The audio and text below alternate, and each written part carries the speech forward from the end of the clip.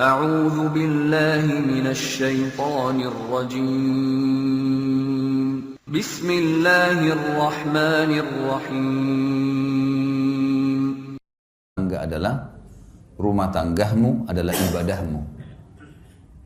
Maka ikhlaskan niatmu karena Allah. Itu yang paling pertama memang. Teman-teman sekalian, ikhlaskan niat. Menikah itu jangan karena disuruh oleh orang tua.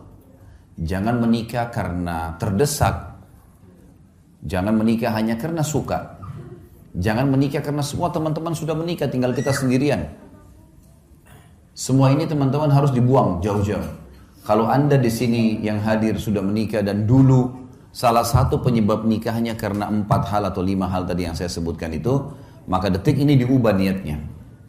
Karena kalau orang niatnya hanya karena disuruh oleh orang tua, niatnya hanya karena teman-teman sudah terlanjur nikah, sudah terlanjur ada rasa suka, ya, atau semua teman-teman sudah menikah sementara kita belum, akhirnya terdesak harus menikah. Ini semua tidak dinilai ibadah. Memang harus diniatkan, saya menikah karena perintah Allah dan Rasulnya. Sebagaimana kalau saya sholat karena perintah Allah dan Rasulnya. Sebagaimana kalau saya puasa Ramadan karena perintah Allah dan Rasulnya. Saya haji dan umrah karena perintah Allah dan Rasulnya. Coba bayangkan kalau ada orang pergi haji, tujuannya dari awal niatnya adalah belanja. Misal, nanti kalau saya di Mekah saya mau belanja ini, saya mau belanja itu. Kalau saya di Madinah mau beli ini dan seterusnya. Dicampur baur antara niat ibadahnya sama niat belanjahnya. Bahkan ada orang karena niatnya belanja, pada saat umroh buru-buru mau selesaikan. Gak dinikmati tawafnya, gak dinikmati sa'inya, gak dinikmati zikirnya, doanya, buru-buru. Bagaimana selesai, masuk pasar belanja. Beda dengan orang dasarnya niatnya ibadah. Orang kalau niat ibadah Bapak Ibu sekalian, maka semua jadi mudah. Saya kasih contoh. Kalau ada orang pergi haji, niatnya ibadah, haji itu capek loh. Berangkat dari Jakarta saja misalnya ke Jeddah 9 jam. Belum masuk ke Mekah sejam 2 jam sampai di hotel. Belum kita harus tinggal di Mina, di kemah, jumrah, panas matahari, desak-desakan sama orang. Kemudian juga ada Muzdalifah, ada Arafah. Paket, capek sebenarnya, letih. Gitu kan? Setiap azan kita langsung ke masjid, walaupun jarak hotelnya jauh. Tapi subhanallah, orang kalau niatnya ibadah, pulang haji ditanya, Bapak Ibu yang sudah capek nih, sudah 40 hari di sana, 30 hari di sana, tanya mau haji lagi enggak? Pasti jawabannya mau. Kalau orang niat ibadah, dia mau lagi. Suka dukanya semua jadi mudah. Yang panasnya, yang makanannya kehabisan, yang hotelnya jauh, terlupakan semua. Yang antri panjang di imigrasi, dilupain semuanya. Karena niat ibadah itu berbeda. Orang kalau bangun sholat malam, dia niat memang ibadah karena mau berkomunikasi dengan Allah, mau beribadah kepada Allah, lain. Dengan orang yang hanya kebetulan pasangannya bangunin, supaya dia bangun sama-sama. Atau mungkin karena teman-temannya lagi kebetulan nginap, misalnya di satu tempat seperti ini, nginap, kemudian teman-temannya semua buat program bangun sholat malam, lalu dia ikut-ikutan. Beda sekali. Makanya harus diniatkan dari awal ibadah. Ada sebuah kata kunci dalam masalah ini. Semua yang berhubungan dengan kita teman-teman sekalian di muka bumi ini, tanda kutip ya, tanda kutip, adalah boneka-boneka yang sedang Allah titipkan. Saya bilang sama istri saya, dan saya juga sampaikan ke Bapak Ibu sekarang, saya juga sampaikan dalam pelatihan-pelatihan saya. Kalau kamu, saya bilang sama istri saya, adalah titipan Allah kepada saya. Saya anggap kamu tanda kutip boneka, tanda kutip yang Allah titipkan, mengatakan Khalid ini istrimu. Didik dia, lindungi dia, berikan dia hasil keringatmu, nafkahmu. Karena saya, maka saya akan berikan pahala, kau masuk surga. Saya bilang sama istri saya, sebaliknya kamu juga begitu. Kamu menganggap saya, tanda kutip, adalah boneka, tanda kutip ya, yang Allah titipkan. Ini suamimu ya. Layani dia, cuciin bajunya, buatin masakannya, biologisnya, didik anaknya, jaga amanah rumahnya. Karena saya, kata Allah, saya kasih pahala, mati, masuk surga. Ini yang dimaksud dengan ibadah nih. Seperti itu kita memahaminya. Sehingga kita tidak pernah jenuh dalam menjalankan kewajiban. Coba bayangkan Bapak Ibu sekalian, di sini kita mulai dari bapak-bapak misalnya. Istri kita nggak pernah kita kenal sebelumnya. Begitu menikah, kita setengah mati banting tulang di luar sana, nagih utang, jual produk, bangkrut usaha, segala macam. Setelah selesai dapat hasil, kita tinggal kasih kepada istri kita. Dia yang makan, dia yang beli baju, dia yang menikmatinya. Kalau bukan karena niat ibadah, bisa saja seorang laki-laki bilang, siapa perempuan ini enak benar. Hasil keringat saya tiba-tiba langsung diambil saja.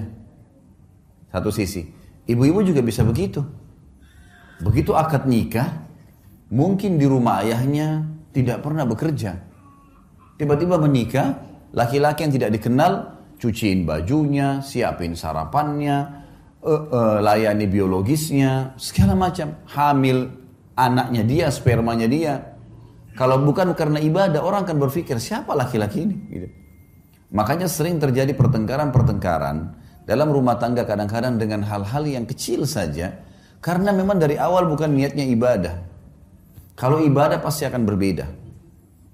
Karena kita tahu suka dukanya akan ada, makin berat sesuatu yang kita jalankan, maka kembali kepada hadis Nabi SAW. Nabi bersabda dalam hadis Bukhari Muslim, Inna idhamal ajri ma idhamal bala. Allah akan memberikan balasan yang besar sesuai dengan kadar beban yang sedang diberikan. Emang begitu?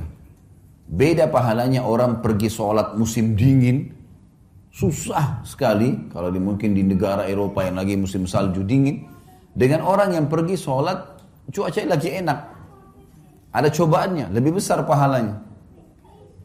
Beda semuanya, Allah menilai sesuai dengan kadarnya. Kita menikah, ada cobaan, ada ipar, ada tetangga, ada mertua, mungkin ada cobaan-cobaan dari mereka. Tapi kalau niat ibadah, kita akan laluin. Karena ini semua ibadah. Saya tidak mungkin menikah dengan suami saya saja atau istri saya saja. Tapi saya juga tanda kutip menikah dengan keluarga mereka nih. Tidak mungkin dihapus status orang tuanya.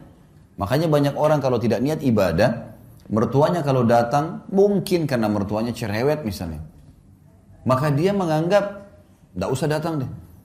Bahkan tidak mau ikut sama suaminya atau sama istrinya, kalau mengunjungin mertua. Bagaimana caranya kita hapus status mertua itu, status orang tua dari pasangan kita? Nggak mungkin. Bagaimana caranya kita hapus status saudaranya yang merupakan ipar kita? Selamanya itu status nggak bisa dihapus. Tidak ada mantan orang tua, tidak ada mantan saudara, gitu kan? Maka ada orang yang tidak bisa menerima ini hanya karena cobaan-cobaan yang ringan. Permasalahannya karena dia tidak jadikan ibadah. Mertua cerewet, ya sudah, konsekuensinya. Cobaan sedang ada, sederhana dalam Islam, sabar, terima sabar. Layani apa yang kita mampu, niatkan ibadah. Jadi mudah semua kalau ibadah itu. Ini kita dicerewetin segala, ya sudah kita tenang aja. Ada yang kita perlu jawab, kalau enggak usah. Sabar itu adalah menerima takdir Allah. Kita bangun pagi, flu. Sabar, gimana caranya? Terima dulu flu itu sebagai takdir Allah, lalu kemudian ikhtiar, cari jalan keluar. Nah itu sabar. Berarti kita bukan berarti tidak sabar kalau kita malah ikhtiar. Kita menerima keadaan, kita nasihatin, coba kita layanin, bersabar. Allah maha melihat kok. Niatin ibadah ini penting sekali. Kalau sudah diniatin ibadah, semua akan mudah kita laluin. Semua akan mudah kita jalani. Kalau namanya ibadah, Bapak Ibu sekalian, pasti akan ada gangguan-gangguan. Karena syaitan musuh kita tidak mau ibadah itu berjalan. Pasti akan digoda. Ingat sabda Nabi SAW dalam hadis sahih, iblis, pemimpin syaitan, memiliki singgasana di lautan. Memiliki singgasana di lautan. Setiap hari anak cucunya melapor. Saya baru membuat orang bertengkar, saya baru membuat orang berzina, saya baru membuat orang minum khamr dan seterusnya. Sama iblis dianggap biasa. Sampai datang anak cucunya yang mengatakan saya baru menceraikan suami istri. Kalimat ini membuat apa? Iblis mengambil cucunya tadi yang melapor menceraikan suami istri, didudukkan di sebelah singgasananya, diberhentiin tugas. Artinya ini prestasi tertinggi. Sampai ulama mengatakan, kalau di luar rumah kita digoda dengan 10 syaitan, maka dalam rumah bisa 1000 syaitan. Bisa saja mungkin karena istri terlambat buatin minuman, sudah cukup si suami marah, meninggalkan rumah dan tidak ngomong 2 hari. Bisa saja suami lupa memberikan pesanannya istri, sudah cukup untuk bertengkar, 2 hari nggak ngomong, bahkan sudah bisa mengucapkan kalimat cerai. Godaan syaitan besar, karena ini ibadah. Kita kalau mau bangun sholat malam digoda sama syaitan, kau masih ngantuk, kau masih begini, kau masih begitu, gitu kan. Ya kita harus bisa melawan itu. Karena syaitan hanya seorang marketing yang menawarkan produk dia, yaitu tinggalkan ibadah. Itu produknya, bagaimana dia bisikan segala macam hal supaya kita tidak melakukannya. Ini yang pertama teman-teman sekalian. Jadi kita harus menjadikan rumah tangga kita adalah ibadah. Maka ikhlaskan niat karena Allah. Yang kedua, kiat untuk mempertahankan rumah tangga adalah anggota keluargamu, aset amal jariah dan kunci surgamu. Teman-teman fahami baik-baik, ibu-ibu di belakang sana, suami itu aset amal jariah. Cuma siapin makannya, siapin minumannya, siapin bajunya, mati masuk surga. Simple sekali. Bapak-bapak fahami, uang yang hasil keringat kita dikasih ke istri, dikasih ke anak, dikasih ke orang tua. Hanya itu. Pada saat ada sesuatu yang rusak di rumah diperbaikin, mati masuk surga. Ini luar biasa ini sebenarnya. Orang-orang di sekitar kita ini sudah aset-aset amal jariah. Bapak-bapak misalnya kasih duit ke istrinya, ini beli makanan. Dibuatlah, beli tempe, beli sayur, beli segala buat makanan. Makanan itu teman-teman sekalian, kata Nabi SAW, "Ma wudi'a ta'amun illa wada'allahu fihi barakah." Tidak ada makanan yang sedang dihidangkan, diniatkan untuk orang lain, kecuali Allah akan letakkan berkah di situ. Berkah maksudnya, dari satu piring makanan, pasti akan ada yang menjadi darah daging manusia yang memakannya. Sekarang saya ceramah depan Bapak Ibu sekalian, orang tua saya panen pahala. Karena saya tumbuh dari ASI ibu saya tumbuh juga dari nafkah ayah saya. Karena tidak semua yang kita makan satu piring makanan jadi kotoran. Ada yang jadi energi, ada yang jadi bagian tubuh kita. Sekarang bapak-bapak kasih ke istrinya makan. Anaknya makan. Bukankah itu jadi amal jariah buat dia? Karena istri anaknya bisa bergerak. Ibu-ibu masak buat suaminya. Suaminya makan, anaknya makan. Dia tidak beli, tapi dia punya tenaga, masak. Lalu dimakan oleh suaminya. Bukankah itu jadi amal jariah buat dia? Amal jariah semua. Sampai pernah ada seorang sahabat dalam hadis riwayat Imam Muslim bertanya, "Ya Rasulullah, ayu islamin khair?" Perbuatan apa dalam Islam yang paling besar pahalanya setelah yang wajib-wajib? Kata Nabi SAW, "Tut'imut ta'am wa tusallimu ala man ta'rif wa man lam ta'rif." Engkau memberikan makan kepada siapa saja. Di sini masuk suami istri, anak, orang tua, dan orang-orang lain. Dan engkau memberikan salam kepada orang yang kau kenal dan kau tidak kenal. Jadi, anggota keluarga kita tuh aset amal jariah. Bapak-bapak misalnya, masalah duit, nafkah. Nanti kita akan bahas itu di poin selanjutnya tentang masalah hak dan kewajiban. Kita disuruh berikan uang, hasil keringat kita. Nafkah itu sesuatu yang kalau tidak dikasih, roda kehidupan gak bisa jalan. Jadi ibu-ibu bisa beli makanan, air, makan, listrik, ya, sesuatu yang memang harus ada. Kalau enggak, maka tidak berjalan roda kehidupan.